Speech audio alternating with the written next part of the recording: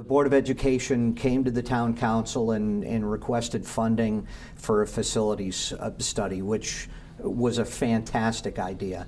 And the money was granted, and so we're going to be proactive now with budgeting for Board of Ed instead of being very reactive, especially when it comes to our buildings. Right.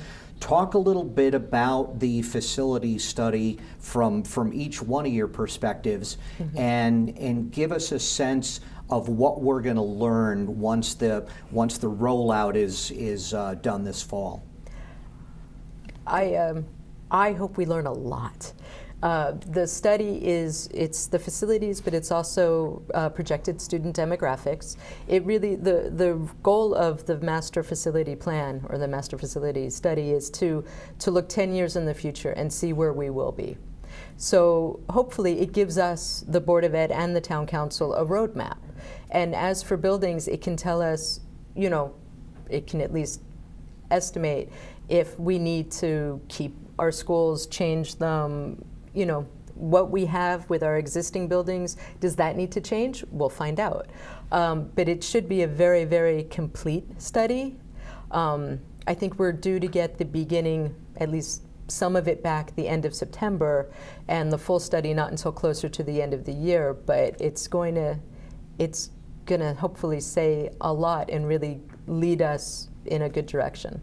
You know, we don't want to be putting money into buildings that may be obsolete in a year or two. You know, the buzzword is always, you know, let's close a school. Let's. Right. But this, hopefully, we're going to have from this study some real teeth to say, you know what, 5 years from now we aren't going to need this school, or you know what, 5 years from now this school is going to be full. So it's going to give us a framework for doing that, and it's also going to allow us where, you know, one of the things that we're looking at now is personalized learning. And you know, what are they going to look like? What do we want our schools to look like? You know, do we want more spaces for smaller groups of kids? Do we want bigger auditoriums? You know, so it's going to give us a lot of information that we can then use to work with the Town Council and in our school buildings. And you know, the word, you know, do we need a new school? Is that something that we need to look at? I mean, our buildings are old. And in talking with the people who are doing the facilities study, they're amazed at the condition of our buildings because they are so old. Right. We do take care of them well, but what are we going to need in the next 10, 20 years?